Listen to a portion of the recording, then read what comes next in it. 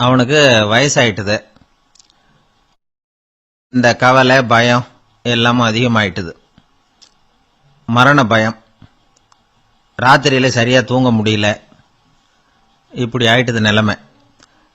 அந்த அரசன் ஏற்கனவே எப்படின்னா போர்க்களங்கள்ல எத்தனையோ பேரை ஓட ஓட விரட்டி இருக்கிறான். இருந்தாலும் இப்ப அந்த துணிச்சல்லாம் எங்கேயோ போயிட்டுது. பேசாம படுத்திருக்கிறான். அப்படியே படுத்தாலும் தான் தூக்கம் வர மாட்டேங்குது. என்ன பண்ணலாம்னு யோசிச்சான் இந்த மன்னன். உடனே எல்லா அமைச்சர்களையும் கூப்பிட்டான்.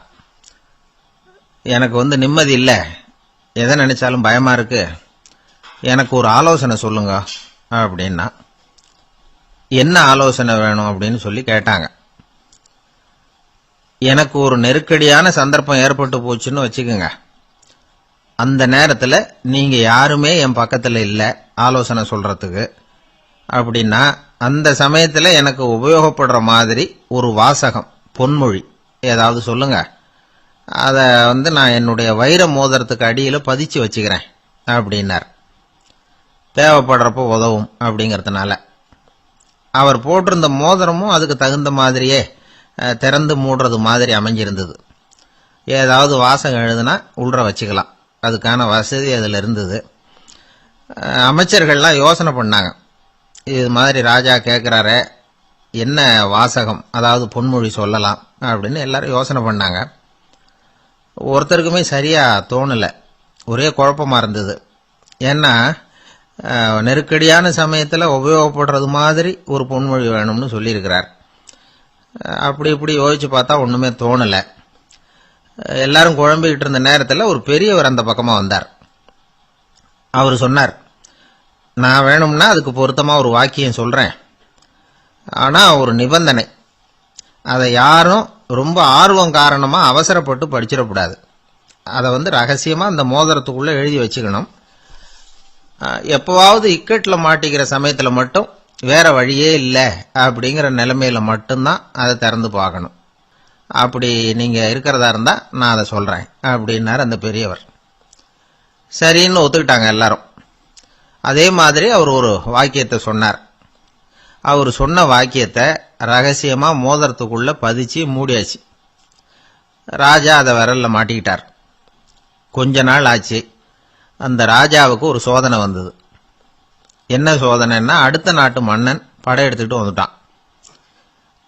அவன் இவர்கிட்ட ஏற்கனவே தோத்து போனவன், ஒரு வெறியில வந்திருக்கிறான். தோற்று போனவன் மறுபடியும் சண்டைக்கு வந்தா எப்படி வருவானோ அப்படி வர்றான்.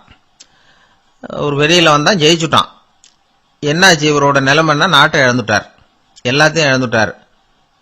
கடைசியா ஒரு அடிபட்ட குதிரையில ஏறி தப்பிச்சு போயிட்டார், வேற வழி இல்லைன்னு. பின்னாடி துரத்திக்கிட்டு வராங்க. இவர் ஒரு மலை உச்சிக்கு போயிட்டார். அதுக்கும் அப்பால போக முடியாது, ஏன்னா அந்த பக்கம் பயங்கர பள்ளம். உல்லாச பயணிகள் கண்டு கழிக்கிற இடம் அது. ஆனா இவருக்கு அது சாவு பயணத்தின் வாசல், திரும்பவும் முடியாது. அவ்வளவு குறுகிய பாதை அது, வேற வழியே இல்லை.